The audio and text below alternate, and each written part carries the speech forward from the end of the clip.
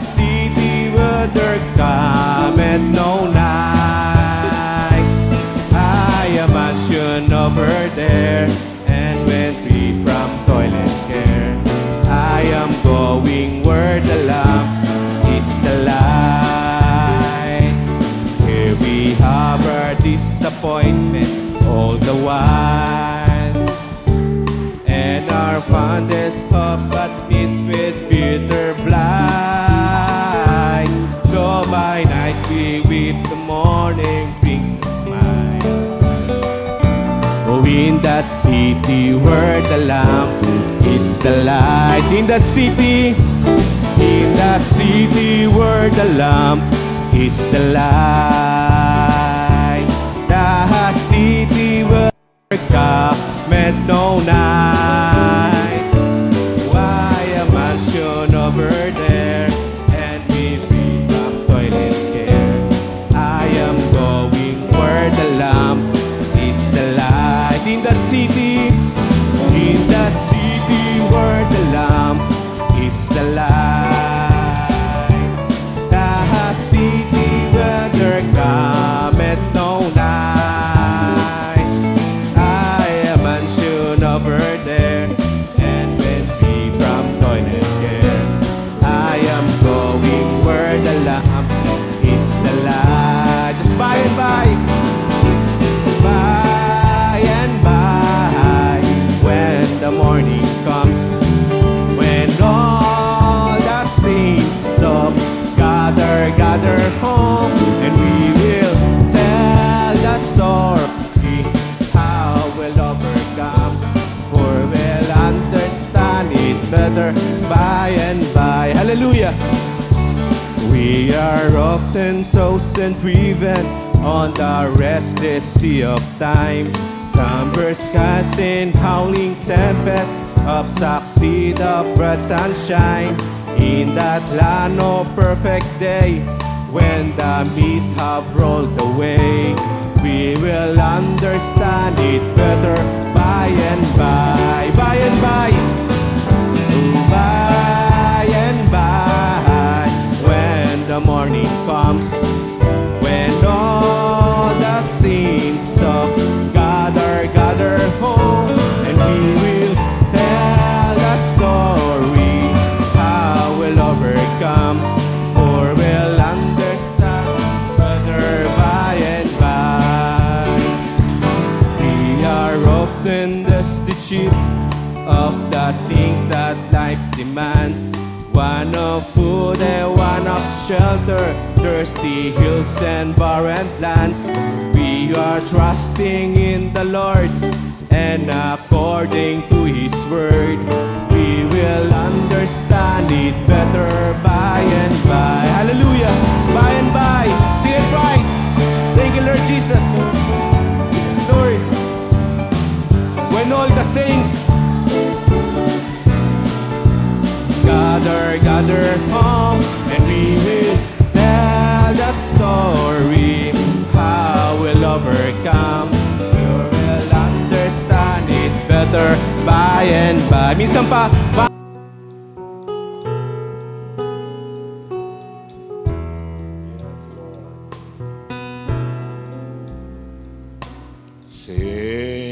since I started for His kingdom,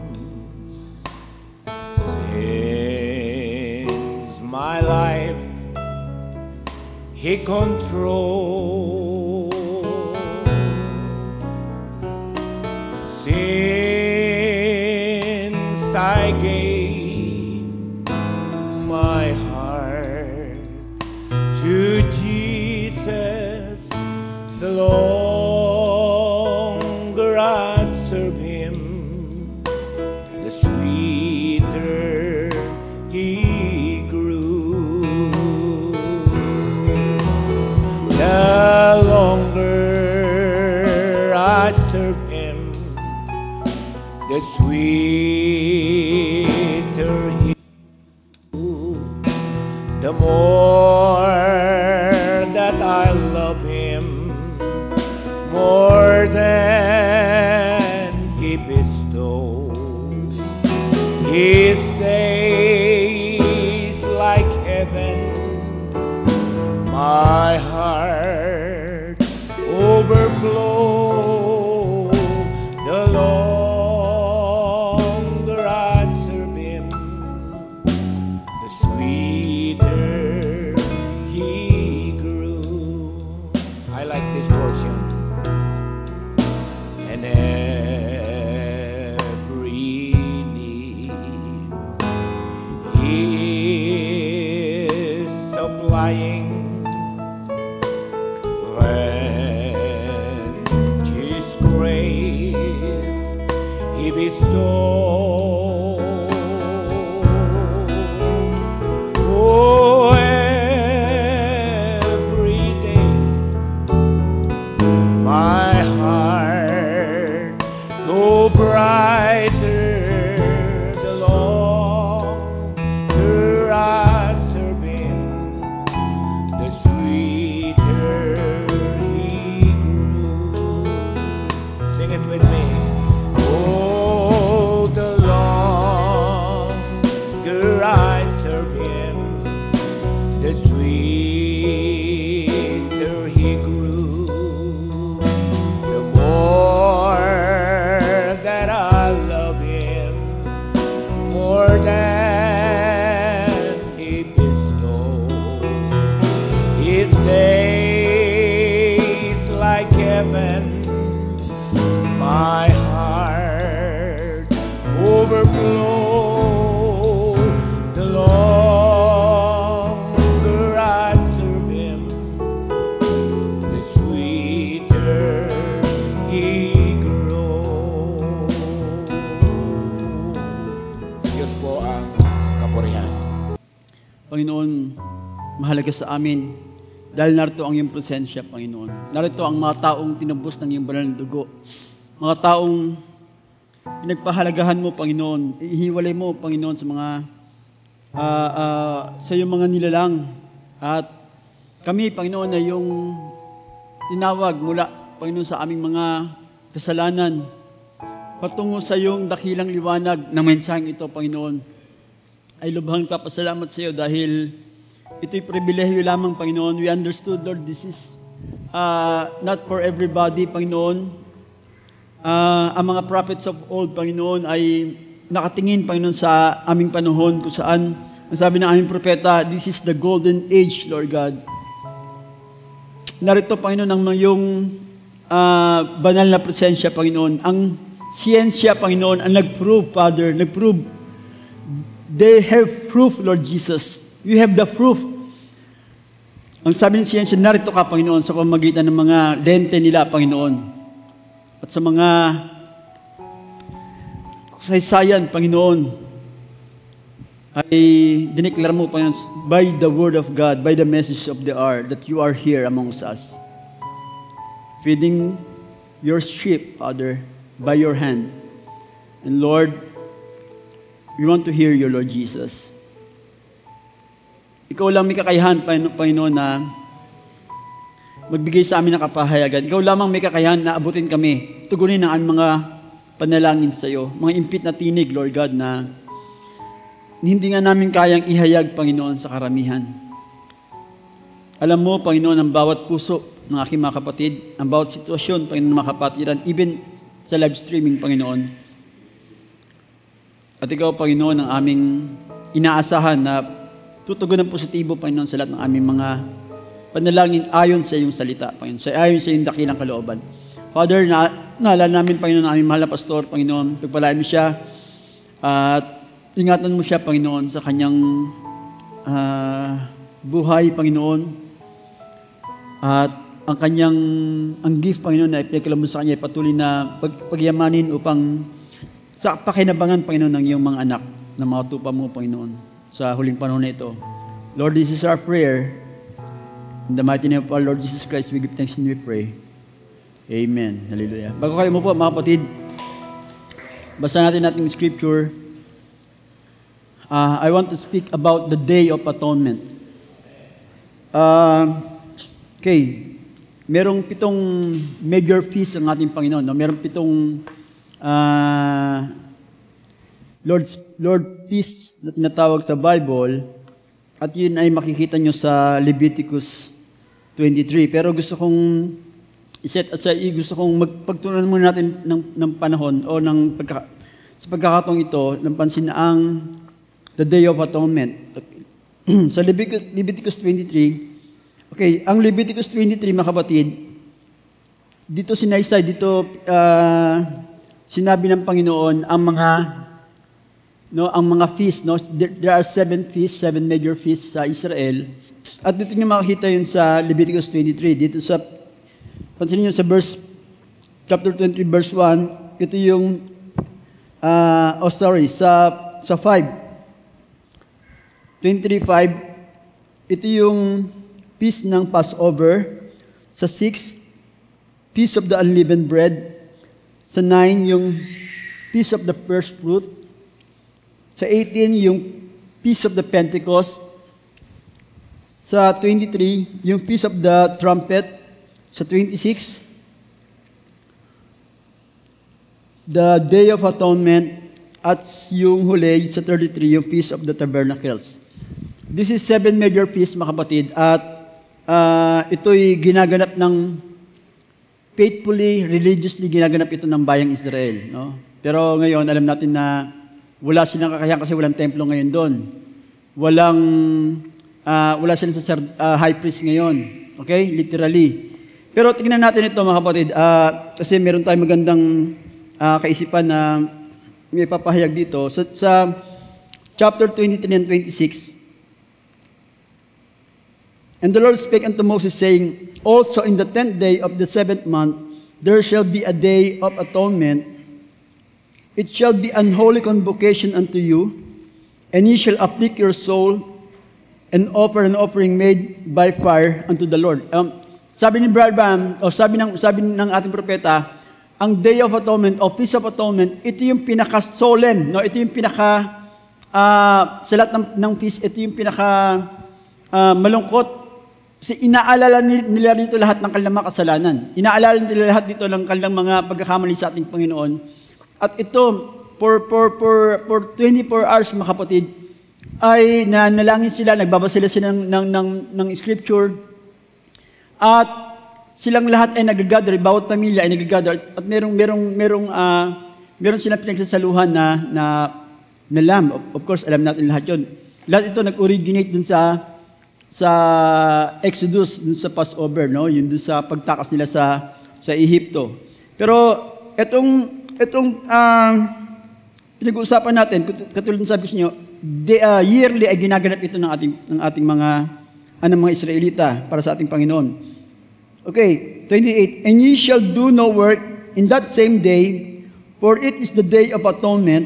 Okay, sabi ni Branham, atonement is to cover, no? Yung atonement, ibig sabihin, ang ibang word niyan ay pagbabayad. Kabayaran. Okay? Kung titignan nyo yung kung titignan nyo yung, mamaya ko na kayo paupuin, mga kapatid, para maulay antok nyo. Kung titignan nyo yung pitong feast na yon, mga kapatid, lahat yun tumutukoy sa bayang Israel. Lahat nila tumutukoy sa ating Panginoon. Okay? Actually, ginaganap na natin ito, spiritually speaking, ginaganap na ito ng bride, mga kapatid. Pero sa Israel, kailangan nilang ganapin ito ng literal. Kailangan nilang mayroong physical na templo, mayroong physical na sacerdote para maganap nila ito. Can you say amen, mga kapatid? Okay? That's clear. Sabi sa 28, and ye shall do no work in that same day, for it is the day of atonement. Ito yung lahat ng kasalanan nila for the whole year. Doon nila i-atom, doon nila i-confess, doon nila pagsisisihan, doon sila mag-aalay, mga kapatid. For you are before the Lord your God. For whatsoever soul it be, that shall not be afflicted in that same day, ye shall be cut off from among his people. Okay? This is a very serious ordinances, mga kapatid. Very strict law. Kasi pag hindi mo ginanap, titiwalag ka. Okay? And whosoever soul be in that doeth any work, in that day the same soul will be destroyed among his people. Ye shall do no manner of work, it shall be a statute forever throughout your generation in all your dwellings. It shall be unto you a Sabbath of rest, and ye shall afflict your soul in the 9th day of the month, at even, from even unto even shall ye celebrate your Sabbath. These are the words of the Lord, mga kapatid. Sana ipagpalaan niya tayo sa umagang ito. Makaupo na po kayo lahat. Amen. Hallelujah. Okay, it's the Day of Atonement.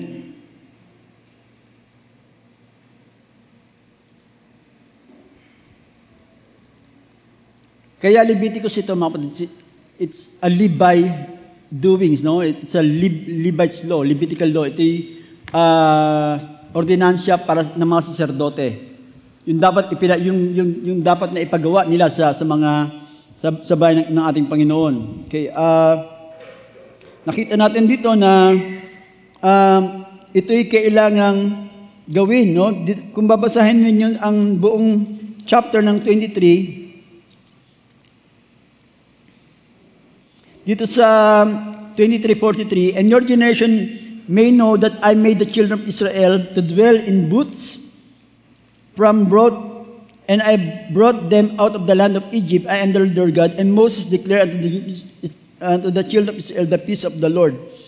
Okay, sabi rito sa ating dito sa Leviticus 23, mga kapatid, kailangan daw itong ganapin bawat taon. Okay? Kung titignan niyo ang Jewish calendar, mga kapatid, of course, 12 months, at yung sa kanila, binubuo lang na 5 30 days, 29 days, dapat meron isang, may leap year yun eh.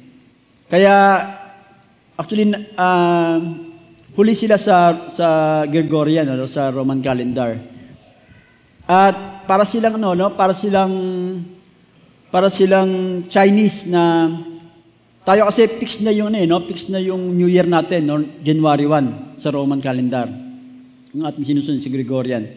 Pero ang Jew para siyang Chinese na nauurong yung New Year nila. Okay? Nagbabase kasi sila dun sa new moon, yung paglabas nung bagong buwan. Okay, kada taon. Sana po ay medyo nasusundan niyo po ako. So, pag lumabas yung new moon, doon sila magbibilang nung unang taon. Okay? Kaya kung titignan niyo, mga kapatid, ang Chinese New Year na iiba yan di ba? Na parang minsan January, minsan February, minsan halos katapusan ng February, minsan first week ng February. Depende dun sa kanilang sinusunod. Ganun din ang Hudyo, no? Kaya somewhere in February ng Roman calendar, halos doon din na pumapatak yung first month ng Jewish calendar. Kaya kung titingnan niyo, mga kapatid, dito sa binasa natin, sabi ng scripture, in the 10th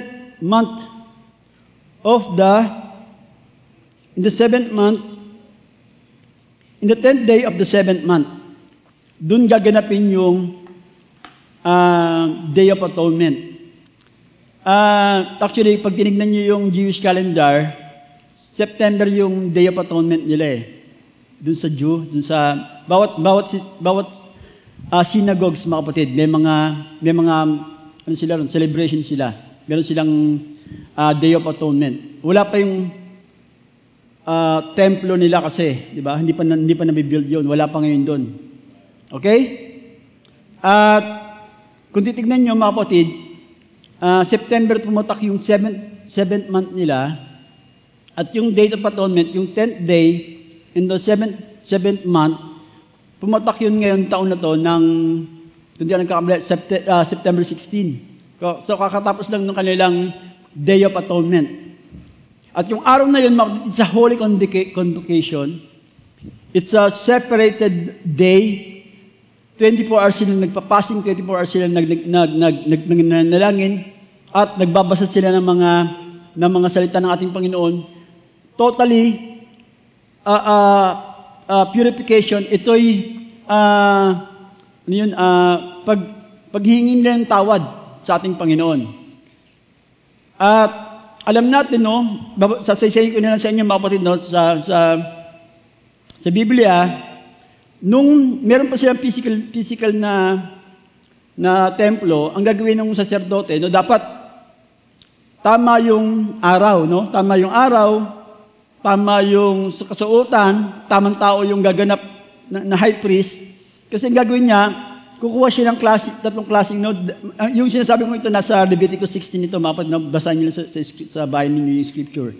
So, doon sa pagganap ng high priest, no? Kasi siya man yung nakapwesto na high priest, dapat nandun siya sa lineage ni Levi. Of course, tama yun, di ba? Nasa tamang edad siya. At sabi ng prophet, kailangan tama yung kanyang asal, no? Tama yung kanyang bihis. Tama yung kanyang timing, mga kapatid. Kasi if konti lang sumablay doon, titimbuwang siya sa loob ng most holy place. Okay? Ganun kaseryoso ang ating Panginoon. Ganun ang batas, mga kapatid. Pero tulad din sabi ng prophet, dapat walang batas eh. Diba? Dahil dun sa Exodus 12, kinatay na yung kordero. Sabi ni Brother Branham, Exodus 12, kinatay yung kordero. That was the grace of God upon the people. For the people. Pero sa Exodus 19, namili sila ng batas. Sabi nila, Moses, ikaw na lang mapag-usap sa Diyos. Kung ano man sabihin ng Panginoon, yun lang gagawin namin. Sabi ni Brother, that was one of the most fatal mistake ng bayang Israel. Nung ipagpalit nila ang biyaya ng Diyos sa batas. Okay? Kaya lahat ito, mga kapatid, lahat ng mga piyesta, lahat ng mga feast, lahat ng mga ginaganap nila ay nag-originate dun sa Exodus 12 kung saan doon kinatay ang kordero. Okay? Pansin nyo, sabi ng prophet, kordero lang yun eh, di ba? Pero sabi niya, sinustain nun ang buong journey ng bayang Israel for 40 years. Oh my. Di ba? Literal na kordero lang yun, pero sinustain nun ang buong journey ng bayang Israel dun sa wilderness hanggang sa makapasok sila dun sa Kanaan. Kasi alam natin na dun sa wilderness, mga kapatid, kumakain lang sila ron ng mga parang puto, no? Puto kalasyaw, yung maliit na kung tawagin nila ay mana. Pag tinanslate mo yung mana sa English, ang ibig sabihin nun, what is that? Ano yan? Yun pala ibig sabihin ng mana. Hindi nila alam yung mana, pero ang sabi ng scripture, yun ay pagkain mula sa langit, no? Yun yung kinakain na. Pag sinubo mo yan, sabi ng Biblia, natutunaw yun sa dila ng kakain. At pagkakailangan nila ng quail o ng meat, darating yung mga quail, no? Ganon sila kinalingan ng ating Panginoon, mga kapatid. Dahil lamang meron silang kinatay, ng kordero bago sila lumabas ng Ehipto. At of course, alam natin na pinahid yung dugo, no? Kasi we're talking about the blood sa atonement. Kapag walang, sabi ng scripture, no, pagka walang dugo, walang katubusan, walang kabayaran sa ating mga kasalanan. Because atonement speaks, mga kapatid, sa redemption. Atonement speaks, mga kapatid, sa pagbabayad ng penalty ng sin. Okay? He is our ransom. Amen? Siya yung pinambayad sa ransom. Kaya gusto ko yung preaching ng ating pastor, no? Si Lord yung panbayad sa ransom. Siya yung ransom, mga kapatid, for the sin of many. At alam niyo ba, binibigay ang ransom, no, pagka merong, sabi ng ating pastor, no, pagka merong mayaman na bata, mayaman yung tatay niya, no, kinikidnap siya, at manghihingi ng ransom yung mga kidnap, o yung mga, di ba, yung mga tao na kumuha dun sa bata. Pero alam niyo, sabi ni Brother Branham, bago bayaran ang ransom ng mayamang tatay, maghahanap siya ng proof of life. Tatawag siya. Kailangan niya makausap muna yung anak niya, makatiyak siya na buhay, bago niya bayaran yung penalty. Okay? And Jesus Christ is our ransom. Alam nyo, nanigurado siya na buhay yung binhi dyan sa inyong mga puso bago niya binayaran ang ating mga kasalanan, mga kapatid. He knows, alam ng ating Panginoon na yung binhi na yun ay dormant lang. Alam niya na may buhay dyan, mga kapatid. Kaya He is willing to pay the price. He is willing to be the ransom for the sins of many. Hallelujah. Tulad ng binasa natin na scripture nung ipinsito ng ating pastor. Okay, so, itong ating pinag-uusapan, mga kapatid, na Day of Atonement, kung titignan niyo yung mga feast, kung pag-aaralan niyo itong Leviticus 23, doon sa first month, tatlong feast yung ginaganap doon, no? Basahin niyo lang, no, sa first verse. Yung Passover, Feast of the Passover. Pangalawa, yung Feast of the Unleavened Bread. It's the same month, no? Sa first month, Feast of the Unleavened Bread. At saka Feast of the First Fruit. Okay? Lahat yun si Lord Jesus Christ. Bulag ang Israel dito, mga kapatid, pero alam natin na yung tatlong feast na yun ay tumutukoy sa ating Panginoon, mga kapatid. Okay? Passover, He is the Passover Lamb. Unleavened bread, He is the bread that na walang walang pang-alsa. And He is the first fruit among the dead, di ba? Doon sa tatlong yun, mga kapatid, sa first month, ginaganap nila yun, no? Religiously, ginaganap ng bayan Israel. Tapos, kasi 12 months nga, hanggang doon sa 7th month lang, mga kapatid. In the 7th month, doon naman papasok yung Feast of the Trumpet. Basahin nyo rito sa 23. And the Lord spake unto Moses, speak unto the children of Israel, saying, in the 7th month, in the first day of the month, ye shall have a Sabbath, memorial blowing of the trumpets, and holy convocation. So, doon pa lang sa unang araw ng ikapitong buwan, doon ginaganap yung Feast of the Trumpet. And the trumpet ay isang mensahe, sabi ng ating propeta. No, doon ginagather yung mga tao. Of course, yung message is a sign of type of the trumpet. So, dun sa first and seventh, dun yung unang tatlo, dun sa seventh naman, yung huling tatlo naman. No, yung Feast of the Trumpet, the Day of Atonement, yung Day of Atonement in the 10th day naman yung Day of Atonement ng 7th month, in the 7th month also, at saka yung Feast of the Tabernacle. So, kung titignan nyo, doon sa 1, 2, 3, 4, 5, 6, 7, 1 and 7th month lang yung merong, dito tatlong feast, ginaganap yun, mga kapatid. Okay? So, itong September, ito yung 7th month para sa Jew, dito na ginanap yung Day of Atonement. At 16 yun September 16, kaya bibilang ka ng 7 Sabat, babasahin mo rito, mga kapatid. Doon naman nila isi-celebrate yung Feast of the Tabernacle, kung saan lahat mga Israelita ay whole day dun sa booth, dun sa mga tent.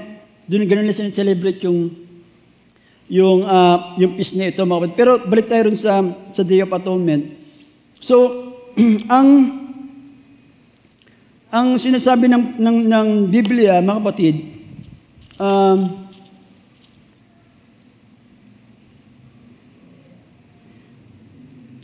yung Day of Atonement ay nandoon sa 7th month.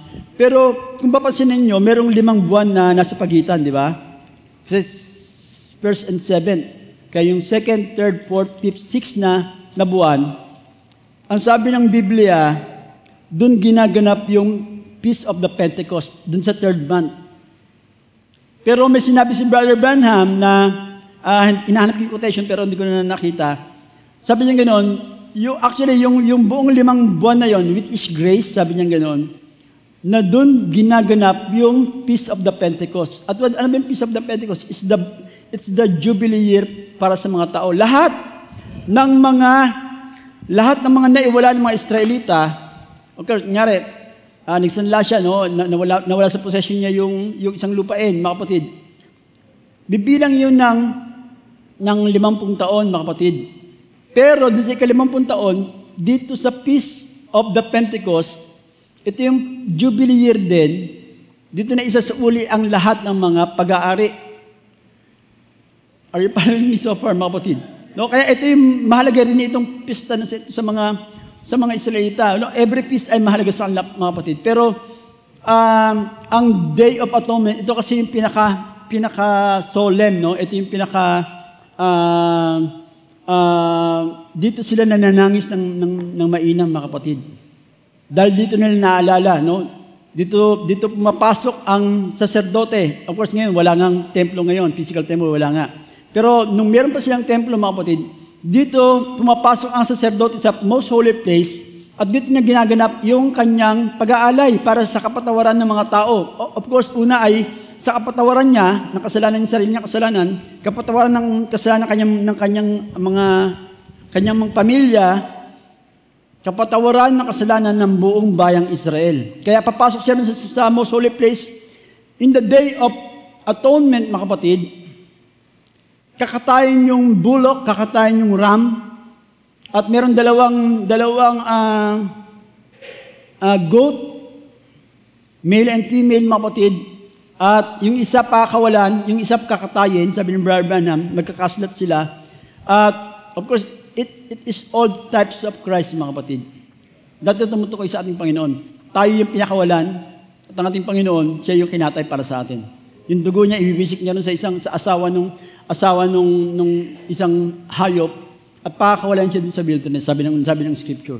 Pero, tignan niyo, mga kapatid, yung saserdote na maingat siya sa lahat ng kanyang mga kasuotan, sa lahat ng kanyang mga pag-uugali, sa lahat ng kanyang mga timing, mga kapatid. Kasi konting mali lamang, mamamatay yung saserdote. At pag namatay yung saserdote, mga kapatid, it is a whole year-round wailing. Whole year-round natakot sa mga bayang Israel. Bakit? Hindi tinanggap yung kanilang sakripisyo.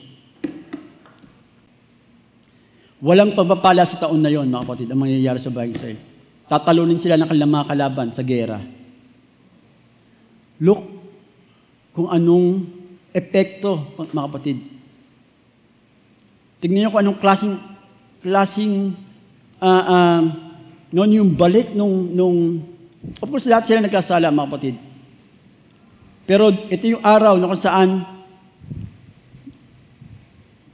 ang panalangin ay abot-abot. Hindi lang sa kanilang sarili, kundi pati sa sacerdote nila, sa high priest nila, mga kapatid. Kasi, papasok yung sacerdote, yung high priest dun sa most holy place, nag-aantay sila rin sa labas, kung merong uusok. Kasi pag itim yung usok na lumabas dun sa ibabaw ng most holy, ng templo, mga kapatid, ibig sabihin, hindi tinanggap, namatay yung sacerdote, yung high priest. At lahat sila, syempre, di ba? Anong mangyayari sa atin sa taon na to? Magiging, ba? Mga business natin ay hindi magaganansya. Maraming magkakasakit, maraming ang mamatay. Okay? Alam nilang walang harvest na maganda sa taon na yun kung hindi inaccept. Ang hain dito sa araw ng pagbabayad, atonement, covering, mga kapatid. Pero isipin niyo, mga kapatid, once naman na tinanggap yung hain, napatawad ang bayan, napatawad ang sacerdote, ang high priest, napatawad ang kanyang pamilya, napatawad ang buong bayang Israel, ganoon naman sila mag-rejoice, mga kapatid. Okay? At talaga naman piyesta, mga kapatid, tuwan-tuwa sila at alam nila na blessing ang kasunod nun, kalusugan, magandang ani, di ba? Payapa, at tagumpay sa bawat pakipagbaka, mga kapatid. Okay? Pero tingnan nyo, mga kapatid. Ngayon, nung ginanap nila yung Day of Atonement nung September 16, wala silang physical na high priest. Walang presenteng high priest sa kanila. Kasi nga, wala silang holy temple Wala silang templo ngayong mga araw na ito, mga kapatid. Kaya, isipin nyo kung kayo ang mapunta sa kalagayan ng mga Israelita, mga kapatid. Kung gaano itong magbigay ng lungkot sa mga Hudyo. Kasi kailangan nilang makita ng physical temple, kailangan nilang makita ng physical na high priest, kailangan nilang gumanap ng physical na Day of Atonement. Okay? No, ba't sinasabi ito? Kasi gusto kong sabihin sa inyo, mga kapatid, na kayo ay bukod, kayo ay pinagpala ng ating Panginoon. Kasi ginaganap natin itong araw-araw, mga kapatid, hindi natin kailangang mag-antay ng physical na sacerdote kasi meron tayong high priest that can feel, di ba? Yung mga kasalanan natin ay nadadama niya, mga kapatid. Kaya kaya niya ito ipresenta sa ating Ama na nasa langit. At meron tayong templo. Okay? Kaya sabi nga sa inyo, dun sa, kasi it was talking about the blood, kailangan tumulo yung dugo ng mga inosenteng hayop na yon, mga kapatid, para sila ay mapatawad sa kanilang lahat ng kanilang kasalanan. Pero kung babalik tayo sa Exodus 12, sabi nga sa inyo, doon nag-originate ng lahat. No, kailangang maipakita rin yung dugo doon sa labas. Okay? At sabi ni Brother Branham, it was not the literal blood, but it was the life. Kasi sabi niya gano'n, yung chemical blood na nahulog dun sa Judean soil, wala na yun Diba? Nag-vanish na yun, baka sumama na sa hangin yun. Pero yung dugo, yung buhay dun sa dugo, mga kapatid, yun yung puspos dun sa mga mananampalataya dun sa upper room. And it's still here in our midst. Okay? Dun sa Exodus 12, mga kapatid, kakatay sila ng lamb at meron ding andun yung Passover lamb, yung piece of course, pagkatapos nilang nung makapasok sila sa Kanaan, ginanap nila yun as piece of the Passover doon sa early part ng Leviticus 23. Kailangan yung lamb ay identify sila ron, kailangan nilagaan nila. Hindi dapat galing sa kapitbahay. Hindi dapat binili. Di ba? Kailangan inilagaan nila, kailangan identify sila, kailangan na mahal nila yung lamb.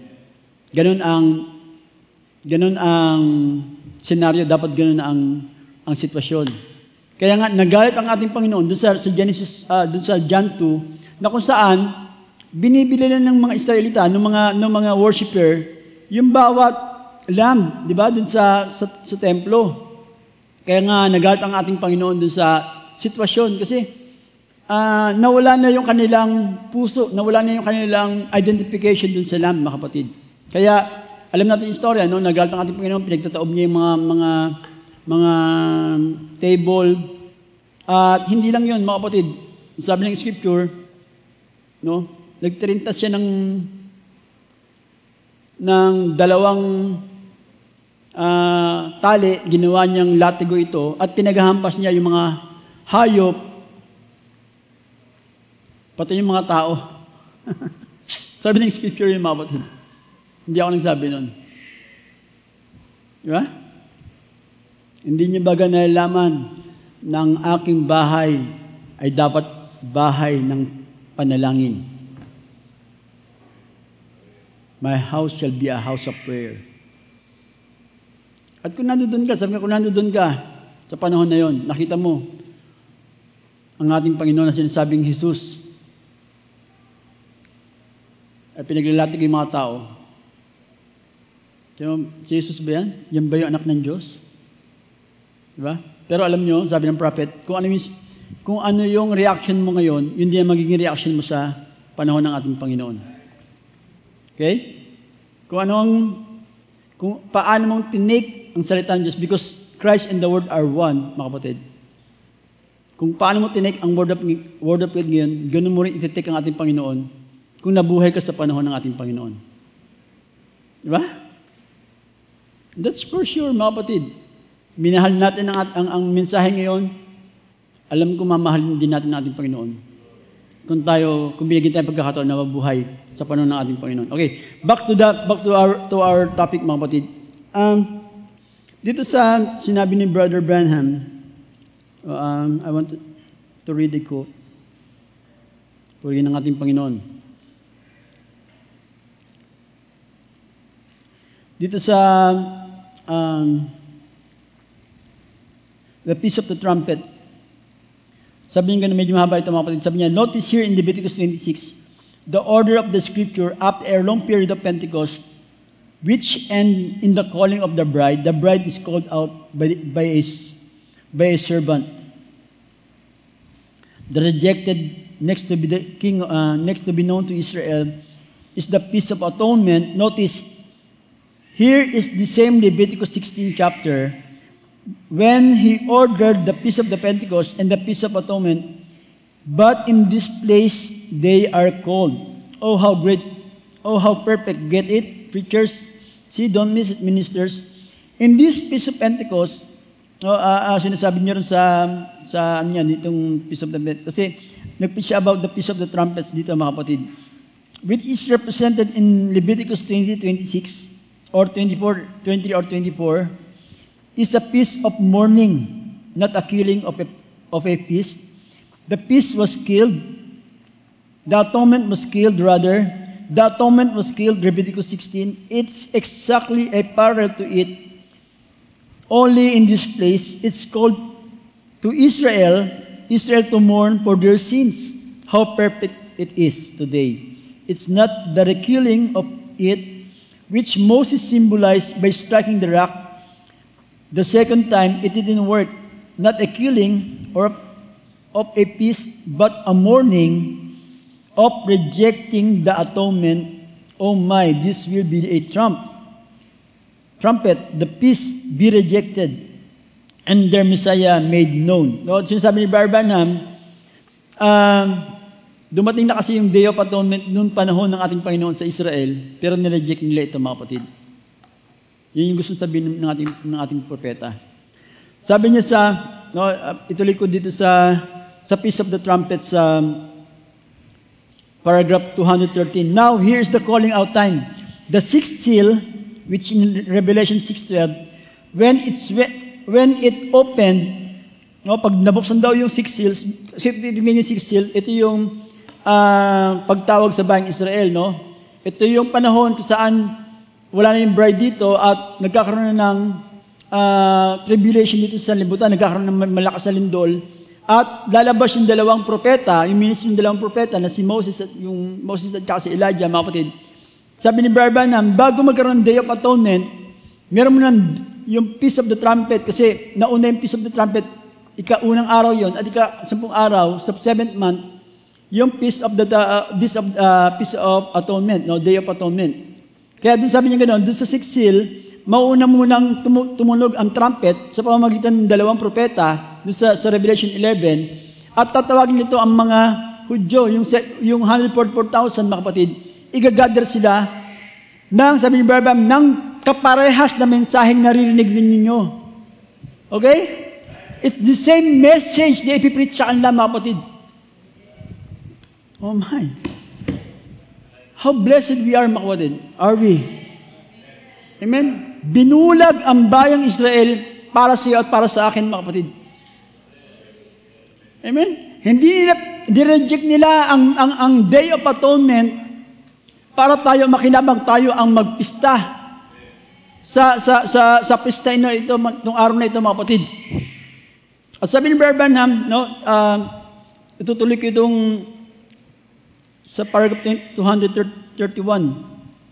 Feast of the Trumpets. Sabi niya, at the sixth seal, when it opened, the persecution struck the Jew, the literal standpoint, and here comes the persecution of the church in the ecclesiastical standpoint, because the bride is already called. No, wala na yung bride. Pero sabi niya gano'n, magkakaroon ng persecution, magkakaroon ng pagtawag sa mga Israelita. The Sabbaths are over.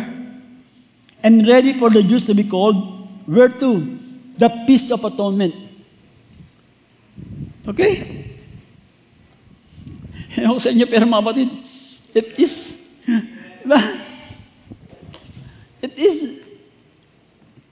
stirring up my faith, mga kapatid. Dahil yung bayang pinili ng ating Panginoon, yung bayan kung saan merong siyang kinatagpong tatlo ron na special na tao nun na, di ba sabi ngayon, pag magpapakalala ang ating Panginoon, I am the God of Abraham, Israel, or Jacob. Di ba?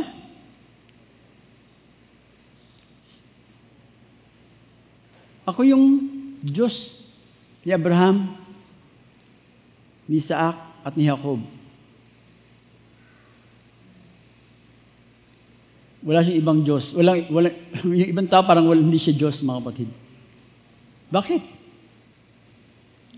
Di ba? Bakit ganun yung address ng Panginoon sa sarili niya? Ako lang. Ako yung Diyos ni I am the God of Abraham, Isaac, and Jacob. Parang silang tatlo lang yung tao noong panahon na yun, mga kapatid. Ba't ganun niya i-address yung mga kanyang sarili? Dahil meron siyang kakubinante. Yun yung kanyang bayang pinili, mga kapatid, mula sa lahi na yun. Okay? Milyon yung tao na yun, panahon na yun, pero tatlo lang yung kanyang kinikilala, kilabaga. Sineperate niya. Di ba? Doon lang siya may kakubinante. Sabi nga sa inyo, importante yung covenant ng ating Panginoon. Sabi ko sa mga taga-young people, nung makita ni David si Goliath, yung covenant ang nakita niya, mga kapatid, hindi naman tutuli eh. Diba? Alam niya, deep down in his soul, mga kapatid, na siya ay kasama rin sa covenant ng ating Panginoon. At hindi yung laki, hindi yung pagiging champion ni Goliath ang nakita ni David, mga kapatid, kundi yung covenant. Okay? At nung pumunta siya rin sa gera, mga kapatid, yung bayang Israel, takot naman kay Goliath, samantalang circumcised din naman sila. Di ba? Yung mga sundalo ni Saul, circumcised din yung mga yun, kasi Israel din yung mga yun eh. Pero hindi nila nakita yung sarili nila na sila ay circumcised. Sila ay kakovenant ng ating Panginoon. Same thing with us right now, mga kapatid. Kaparehas yung nangyayari ngayon sa bawat, huwag na tayong pumunta sa denomination kasi lampas na tayo rin. Sa bawat message believer.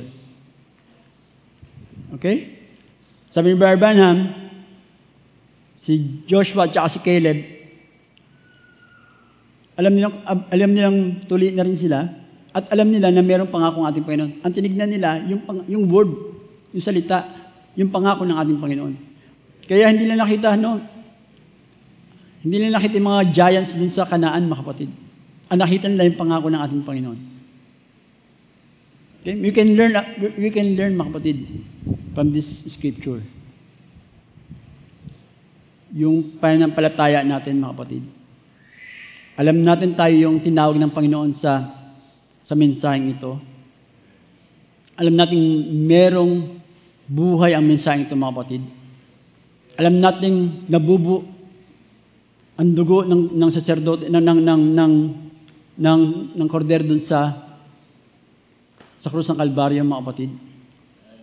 Alam ng Israelita, sabi ni Barbam, alam ng pangalan ng Israelita, okay? Alam ng tatay na meron siyang pinahid na dugo dun sa hamba ng pinto at hamba ng bintana. At yon ay sign, mga kapatid, listen, yon ay tanda na merong kinatay na kordero ang tahanan na yon.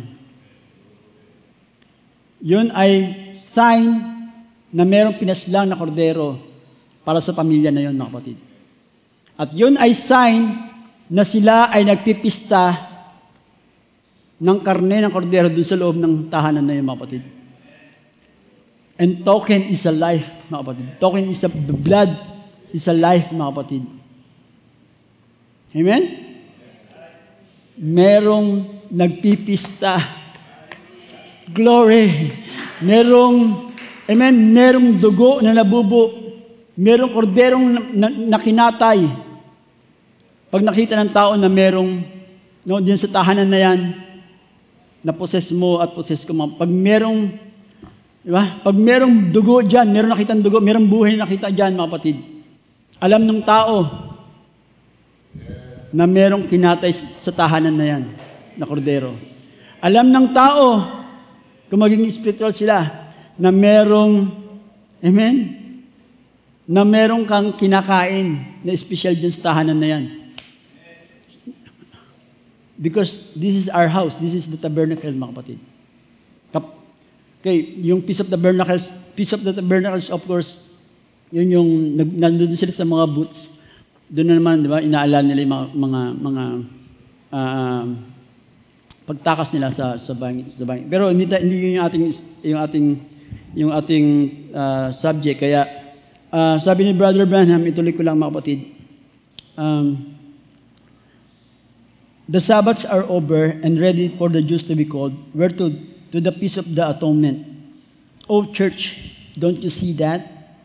Called to the Feast of the Atonement to recognize the atonement.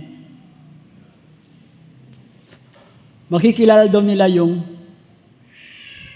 pambayad, yung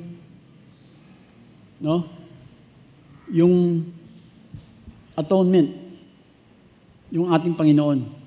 Darating daw ang panahon, sabi ni Brother Branham, pagkatapos ng Feast of the Trumpet, yung calling ng mga Jews, tumutukoy yung trumpet sa dalawang propeta sa Revelation 11. Sabi niya ganoon, after nun, marirecognize naman nila yung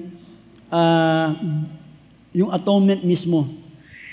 Sabi niya, no more chickens and geese and what they've been doing.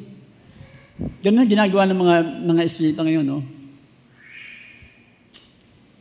Pero, kung marirecognize nila yun, no? Sabi kasi ng Sikaraya, no? Sabi ng Sikaraya, no, darating ang ating Panginoon. Of course, alam natin to, lahat ang biyaya ay malilipat sa Israel. Alam natin lahat yun, mga kapatid, di ba? Pagka pumasok ang kauli-ulihang Gentile bride sa fold na ito, mga kapatid, then sabi ng prophet, lilipat ang biyaya. No, sabi ni Barban, miski maglulupasay pa yung lalapit sa altar, miski mag-iiyak pa siya, pagsarad ng biyaya sa hentil, tapos na. Sarado na. Wala nang pwedeng iligtas, mga kapatid. Dahil, sabi ni Branham, ang dealing ng Panginoon sa Israel is as a nation. Ang dealing ng Panginoon sa mga hentil is individual. Okay? Get it, mga kapatid? So, sabi ni Brother Branham, of course, alam natin lahat ito, na darating yung panahon na magpapakilala ang ating Panginoon sa bayan ng Israel. Ipapakilala siya ng dalawang propeta. Okay? At sa Zechariah 13, verse 1, basta natin mabilis, mga kapatid. I know, medyo mahaba na ako. Pero this is a good subject. Marami pa ito, mga kapatid, no? Napakayaman ng mensahe, napakayaman ng salita ng ating Panginoon. At katulad ng kinanta ni Bargan, the longer we know Him, the longer we serve Him, mas lalo natin siya minamahal, mga kapatid. This is an eternal word, mga kapatid. No? Ito'y buhay. Si Kristo na nasa anyo ng letra. Sa Zechariah 13, verse 1. Ito yung panahon kung saan ihahayag ng Panginoon yung kanyang sarili sa mga Hudyo. Sabi ni Barban, ito yung panahon ng Day of Atonement. Makikilala, marirecognize na through the ministry of true prophet, mga kapatid. At inihalin tulad niya ito dun sa revealing ni Joseph dun sa sa kanyang mga kapatid. Of course, alam niyo na lahat yun, mga kapatid, no, sa Genesis. Pero gusto kong tignan natin itong Zechariah 13:1. In that day, there shall be a fountain open in the house of David. What is the house of David? It is the nation Israel. And to the inhabitants of Jerusalem for sin of their uncleanness. No, magkakaroon daw ng fountain open in the house of David. Anong fountain? Hindi ito literal na tubig, kundi ito'y espiritu, ito'y dugo, buhay ng ating Panginoon. Ano yun? Ma-open daw ito, mga kapatid. In that day, there shall be a fountain open in the house of David and to the inhabitants of the Jerusalem for sin and for uncleanness, and shall come to pass in that day, saith the Lord of hosts, that I will cut off the names of the idols out of the land, and they shall be no more be remembered. And also I will cause the prophets and the unclean spirit to pass out of the land. And it shall come to pass that when any shall yet prophesy, then his father and his mother that begat him shall say unto him, Thou shalt not live, for thou speakest lies in the name of the Lord. And his father and his mother that begat him shall trust him true when he prophesieth. And shall come to pass in that day that the prophet shall be ashamed, every one of his vision, when he had prophesied, neither shall they wear a rough garment to deceive. No, ito yung panahon nung saan revealing ng ating Panginoon sa Israel. Sa 5, But he shall say, I am no prophet, I am a husbandman, for man taught me to keep cattle from my youth. And one shall say unto him, What are these wounds in thy hand? No, tatanungin ng mga, ito'y isang araw, sabi ng propeta, isang araw na mourning, isang araw na paghihibik, hindi lang impit na hibik, kundi ngangawa sila, mga kapatid. Magkakaroon ng malakas na hiyawan, malakas na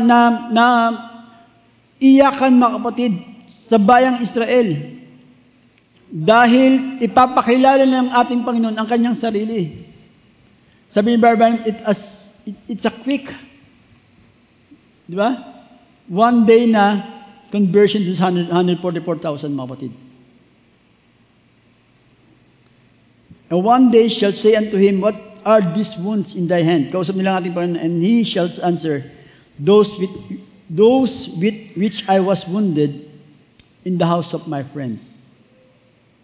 Mga kapatid, tinanggihan nila ang Day of Atonement. Tinanggihan nila ang innocent lamb sa kanilang panahon. Pero sabi ni Pablo, hinugpong lang yung isang branch, yung ligaw na branch. Pero sabi niya gano'n, no, pwedeng alisin din yung branch na yun eh. Sabi niya yung tayo na hintil ay naihugpong lang sa original vine. Pero sabi niya gano'n, huwag kayong magmalaki kasi sabi niya gano'n, anytime pwede kayong tanggalin eh.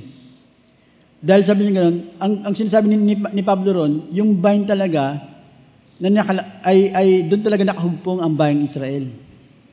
Kaya sabi niya gano'n, babalikan pa rin ng Panginoon ang bayang Israel sa panahon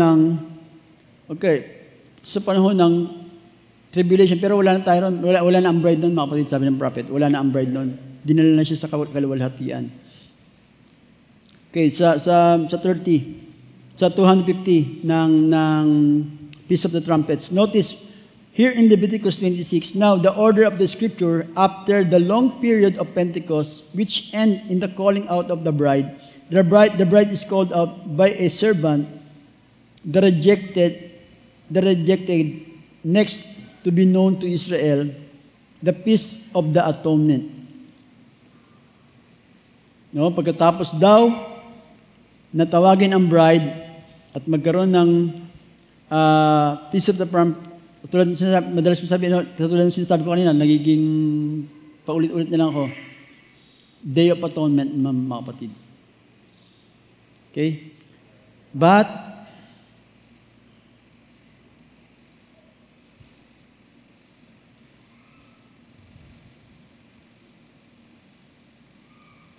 Last quote mga kapatid sa 65 ng Making a Way.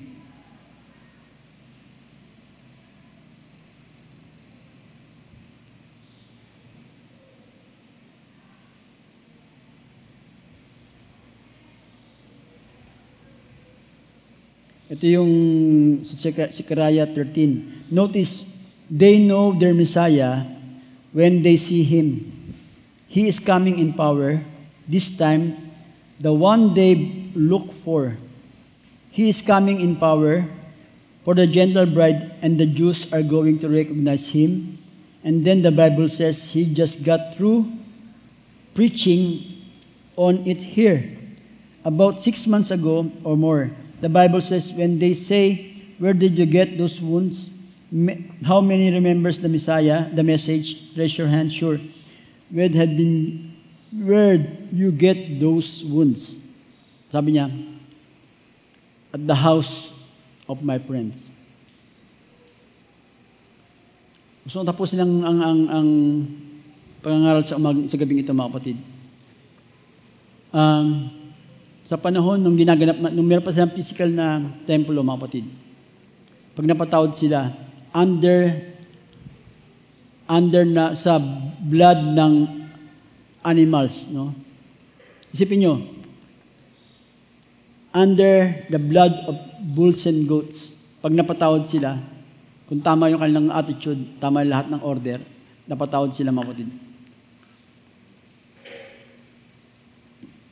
Walang bansa na kayang tumayo sa kanilang harapan. Di ba? Kayang humati ng dagat, ng ilog. Yung kanilang ginagawa, mga kapatid. Yung kanilang ginawa.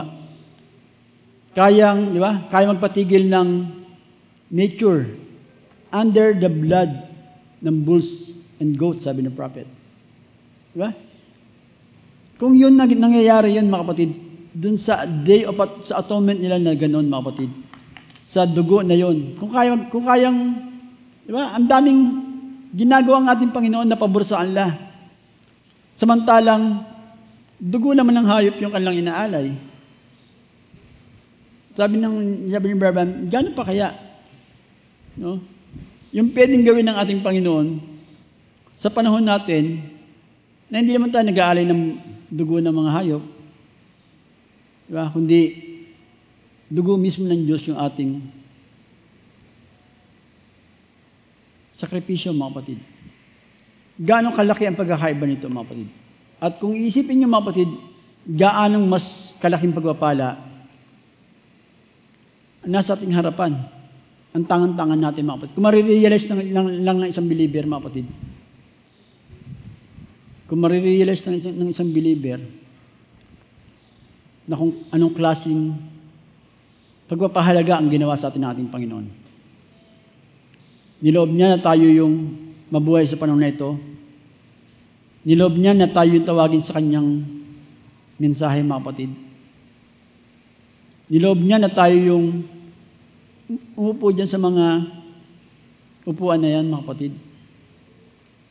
Ganong klaseng pabor ang nakuha natin sa ating Panginoon?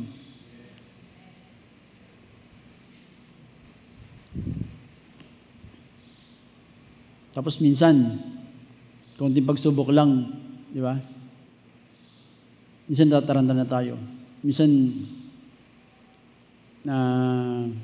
sumisinghal na tayo. Na-auto-focus na kagad tayo. Nagkakaroon kagad tayo ng fear. Pero, kung magiging spiritual lang tayo, mga kapatid, kung lalaliman lang natin yung pag-iisip natin, na yung pananampalatayang pinagkaloob sa atin ng ating Panginoon, mga kapatid. Katulad ng mga nauna natin pinag-usapan. Di ba? Tayo yung kakabinantin ng ating Panginoon. Tayo yung pinangakuan ng ating Panginoon ng kanyang mga salita. At langit at lupa ay lilipas, pero ang kanyang salita ay mananatiling pakailanman, mga kapatid.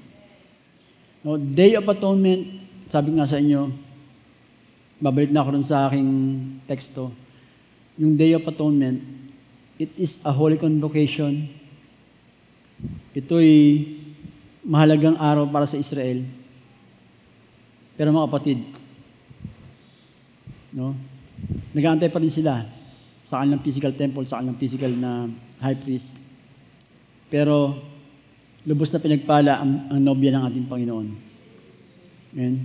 Because sabi ng Abraham, the science prove na nandito na ang Panginoon. Di ba? Science, di ba? Pinatuyan ng siyensya ng ating Panginoon ay yung ating inaantay na atonement ay nasa ating kalagitnaan. Dahil pinicturean nila ang ating Panginoon. Ang ating Panginoon, ang ating atonement ay presente, mga kapatid, sa ating kalagitnaan. Para ano? Para ibubuo niya muli ang kanyang dugo, which is ang kanyang buhay. At kailangan sampalatayanan ng mananampalataya. No? Kailangan umakto ka ron kailangan paniwalaan mo yung act na yon, mga kapatid. Kasi ganun ang ginagawa ng mga Israelita eh. Kailangan sampalatayan nila na kaya silang patawarin ng ating Panginoon sa pamamagitan ng dugo ng mga hayop na kanilang inihain. Narito ang ating Panginoon, ang ating atonement. Narito ang ating Diyos, mga kapatid, sa ating kalagitnaan. At itong araw ng atonement para sa bawat isa sa atin. No? Hindi lang araw na ito, bukas, kalawa, because Christ is here, mga kapatid. The sacrificial lamb, the penalty, the ransom. Amen? Ang ating pambayad, ang pinambayad sa ating mga kasalanan. Nang sa gayon, mapatawad tayo, mga kapatid. Pero, kung yung hayop hindi makabalik doon sa mananampalataya, sabi ni Abraham, it's the same, no? It's the same desire pagpasok nila sa templo, the same desire paglabas nila sa templo na magkasala pa. Sabi niya ganoon, sa mga mananampalataya, dahil merong buhay ang ating Panginoon na pumuspos dun sa mananampalataya. Sabi niya, tinatanggal niya yung desire ng mananampalataya na yun para magkasala pa. Okay? It's the blood that matters, mga kapatid. Yung buhay ang kailangan. Amen. Nang sa gayon, pagtingin ng ating Panginoon sa ating mga tahanan, masasabi niya na may kinatay na kordero dito sa lugar na ito. Ito, may tayong lahat at purihin natin ang ating Panginoon. Just remember, mga kapatid, alalahan natin palagi ang araw na yan kung saan tayong lahat, mga kapatid, kung tayo ay magkakaroon ng tamang attitude, tamang pag-uugali, tamang reverence sa ating Panginoon. Of course, tamang pananampalataya, tamang kapahayagan. At doon lamang mapapatawad ang ating mga kasalanan. Sabi ni Abraham sa kanyang quotation, kailangan recognize naman ng palataya yung dugo. Dahil ang dugo lamang ang makakapagpanumbalik ng isang mananampalataya para sa kanyang Panginoon, mga kapatid. And it was the shed blood that restored the fellowship, di ba, ng kanyang anak sa ating Panginoon. Manalangin tayong lahat. Panginoon, it is a simple thought, Lord, and payak, Panginoon, na pangungusap. But Lord, it was so rich, Lord Jesus. That on the day of Calvary, Father, nung night, sabi ng prophet, nung gabi na yon, Panginoon, na vision mo, Panginoon, nahuhulihin ka. Alam mo na Dadaan ka, Panginoon, sa mga kamay ng mga Romano, sundalong Romano. You will be past the hall of critics, sabi ng prophet. Alam mo yun. Kaya, nakapanalangin ka, Panginoon, na sabi mo, Ama, kung pwede lang ay lumabas sa akin ang saro na ito. Sabi ng aming propeta, Panginoon, walang matinong kaisipan na hindi panghihinaan sa panahon na yon. The way na nakita mo kung paano ka mamamatay, Panginoon. Salamat na lang, nagpadala ka ng anghel para palakasin ang aming Panginoon ng gabi niya. Kaya, kaya niyang manalangin, Father, not my will but yours be done. Lord, dinala ka, Panginoon, sa palasyo ni Pilato. At katulad ng aming mga sinaysay, Panginoon, katulad ng aming mga nabasa, dapat ang mga sakripisyo ay walang bahid dungis. Dapat ito ay perpekto. Katulad mo, Panginoon, sa araw na yon, Panginoon, nagpato ang asawa ni Pilato na walang kasalanan. Nagpato ang isang lalaki na si Judas, Panginoon, na sabi niya, I betrayed an innocent blood. At nagpato rin si Pilato na wala siya nakikita kasalanan mali sa taong ito, sa iyo, Panginoon. You was a perfect lamb, a perfect sacrifice for the atonement of our sin, Lord Jesus. Ito ang requirement mo, Panginoon. Types and shadows, Lord Jesus. Alam namin types and shadows lang ang Old Testament. But the reality is it's in our midst right now, Father. Lord, inaalala namin ng gabi na yun, ng araw na yun, Panginoon. Isang mabigat na krus, Panginoon, ang pinapasan nila sa iyo.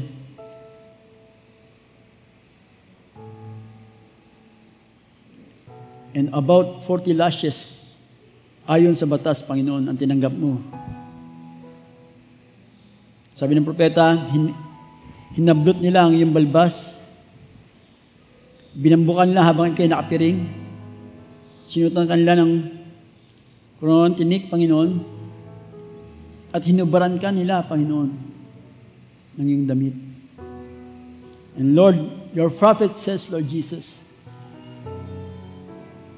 na yung nakikita namin yung krus ngayon, Panginoon, saan meron nakabayubay sa mga malaking simbahan, sabi niya, that is a lie of the devil. Because, sabi niya ganoon, hindi mo makikilala ang ating Panginoon nung araw na yon. Para siya, sabi niya, he was like a man na dumaan sa pag-salvage. Warak ang iyong katawan, Panginoon. Hindi tulad na amin nakikita ngayon, Panginoon. May saplot ang nakikita namin ngayon. Pero sabi ng prophet, Panginoon, you are naked, Lord Jesus. At gusto mong takpan ang iyong kahihiyan, Panginoon, nung araw na yun. Pero, Panginoon, ipinako nila ang iyong kamay sa krus, Lord God. At Panginoon, lahat ng yon, Panginoon, ang sabi ng Scripture, tiniis mo ang lahat ng mga bagay ito for the joy that was set before you, which is the bride. Nakita mo, Panginoon, kami nung araw na yon, Panginoon. Because you are our day. You are our atonement, Panginoon. Ikaw ang aming pambayad. Ikaw ang nagbayad, Panginoon, ng lahat ng aming kahihiyan. Ikaw ang nagbayad ng lahat ng aming kasalanan, Panginoon.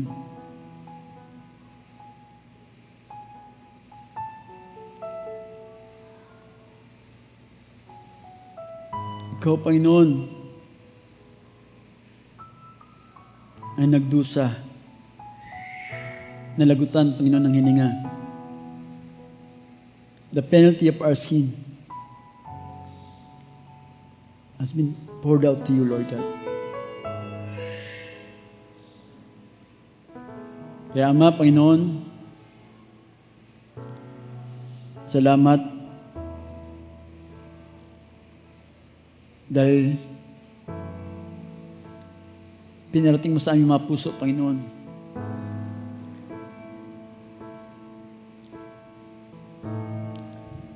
Binigay mo kami, Panginoon, ng mensahe, kapahayagan, pananampalataya.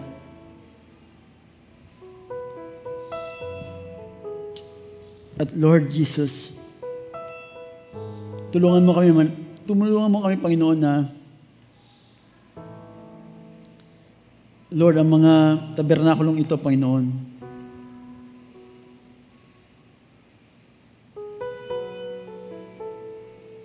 ay may ilinya, Panginoon, sa pista ng atonement. The next is the piece of the tabernacles. Yun ang susunod na pista, Panginoon. Mailinya namin, Panginoon, ang tabernakulong ito na aming buhay sa pista ng pagbabayad ng mga kasalanan. Help us now, Lord Jesus, and receive all the glory, all the appreciation, Father. It only belongs to you, Lord God. Ikaw lang, Panginoon, ang nagdugo. Ikaw lang ang namatay alang-alang sa amin. Panginoon, thank you so much, Lord God. In the mighty name, Lord, in the sweet name of our Lord Jesus Christ, the wonderful name above every name, Lord, Lord Jesus Christ, we give you thanks. And all the bride of Christ says, Amen. Hallelujah. Amen.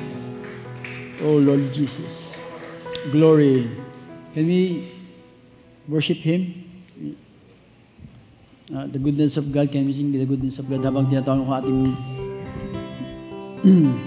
head deacon or Alfred pangmanahan tayo sa panalangin. Amen. Purihin natin siya, mga kapatid. Say to Him that you love Him. For your mercy never fails.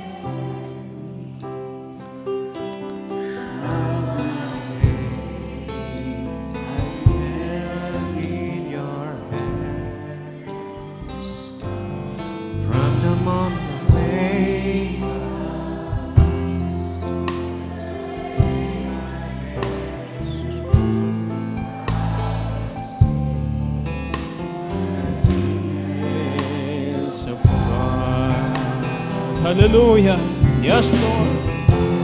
And all my life you have been faithful, yes, Lord.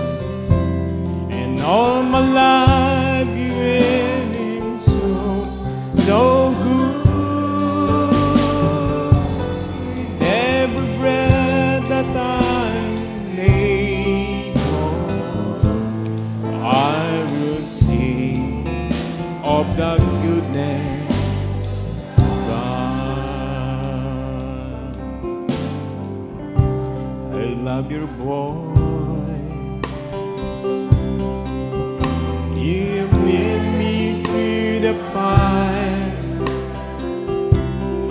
darkest night. You're close like no other.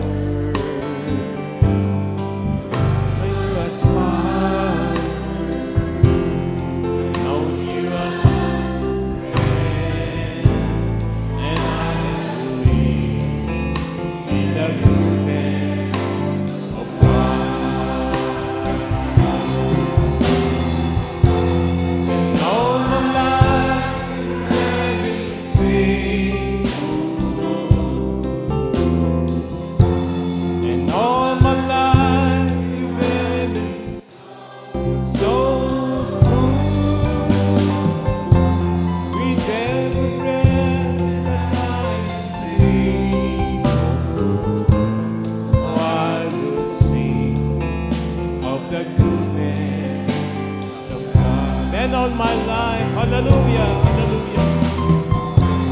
And all my life you have been faithful, yes, Lord. And all my life you have been so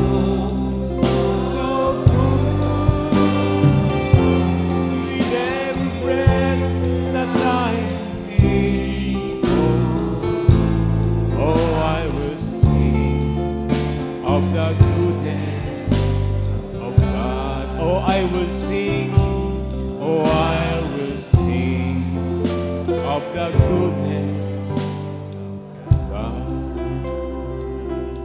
I love Him. Yes, Lord. I love Him because He first loves me. Hallelujah. And purchased my salvation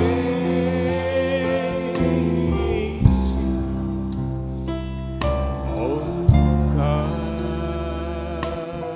Calvary's tree. I love Him, hallelujah.